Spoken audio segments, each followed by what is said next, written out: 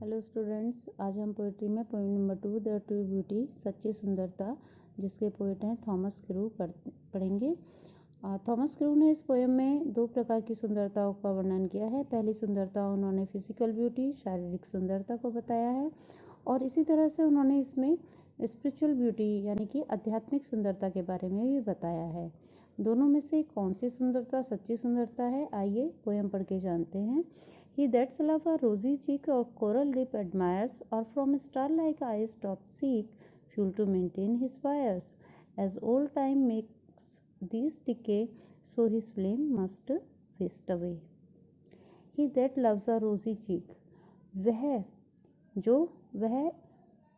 व्यक्ति जो किसी स्त्री के रोजी चीक यानी कि गुलाब जैसे गाल से क्या करता है, लव्स प्रेम करता है। वह व्यक्ति जो किसी स्त्री के गुलाब जैसे गालों से प्रेम करता है, और अ कोरल लिप एडमायर्स, या फिर एडमायर्स प्रशंसा करता है, अ कोरल लिप उसके मूंगे जैसे होठों की। मूंगा एक प्रकार का बहुमूल्य कीमती पत्थर है जिसका रंग लाल होता है। और from star like doth seek fuel to maintain his fires, और या फिर सितारों से के जैसी चमकती हुई आँखों से प्राप्त करता है fuel to maintain his Fyers.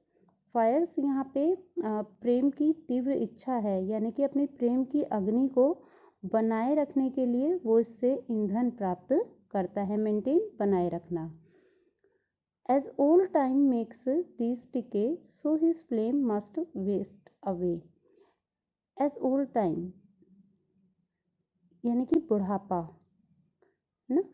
जैसे जैसे समय बीतता चला जाता है, मनुष्य की वृद्धावस्था आती रहती है, तो जैसे जैसे समय बीता वो वृद्ध होती चली गई, और धीरे धीरे उसकी ये जो शारीरिक सुंदरता थी, डिके माने होता है नष्ट होना, ये शारीरिक सुंदरता उसकी नष्ट होती चली गई। So his flames must waste away, और उसकी ये जो प्रेम रूपी अग्नि थी वो भी ऐसे ही धीमे धीमे समाप्त होती चली गई।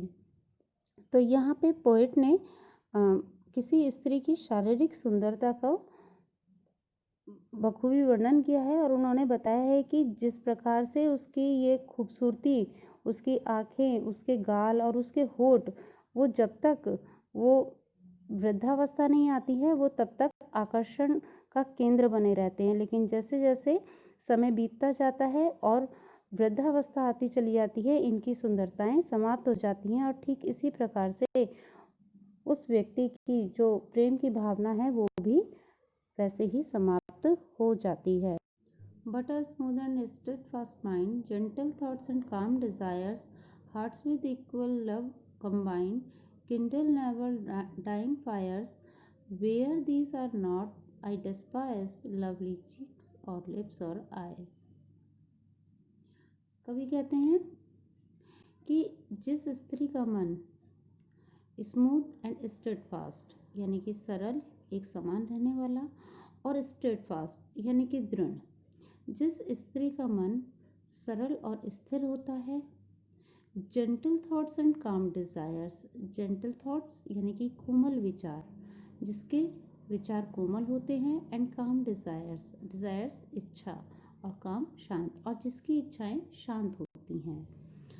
Hearts with equal love combined, kindle never dying fires, और जिनके एक समान प्रेम से जुड़े हुए हृदय, किंडल नेवर डाइंग फायर्स, उस प्रेम की अग्नि को, यहाँ फायर्स अग्नि है लेकिन किसकी, प्रेम की जो ज्वाला है, जो उसकी तीव्र इच्छा है प्रेम की, उसको कभी भी नेवर डाइंग, कभी भी नहीं मरने देती है, स्थिर रखती है। किंडल माने उत्पन्न करती है, उनके प्रेम की अग्नि को बनाए रखती है, जागृत करती है। वेयर दीज आर नॉट, और जहाँ पर ये सब नहीं है, आई डेस्पाइज, कवि कहता है मैं घृणा करता हूँ। किनसे, लवली चिक्स और लिप्स और आईज, उस शारीरिक सुंदरता से, चाहे उसमें कितना भी आकर्षण क्यों ना हो, उन सुंदर गालों में, होठों में और आँखों में मैं उनसे घृणा करता हूँ।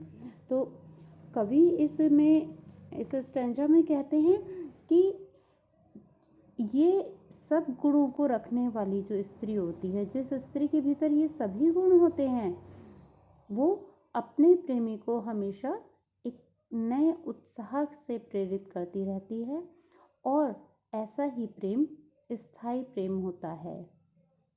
कवि कहते हैं कि जो मस्तिष्क और आत्मा की सुंदरता है, वो केवल उसी की प्रशंसा करते हैं, उसी को ही वो सच्ची सुंदरता मानते हैं और इन सब गुणों के आगे शारीरिक सुंदरता व्यर्थ ही है।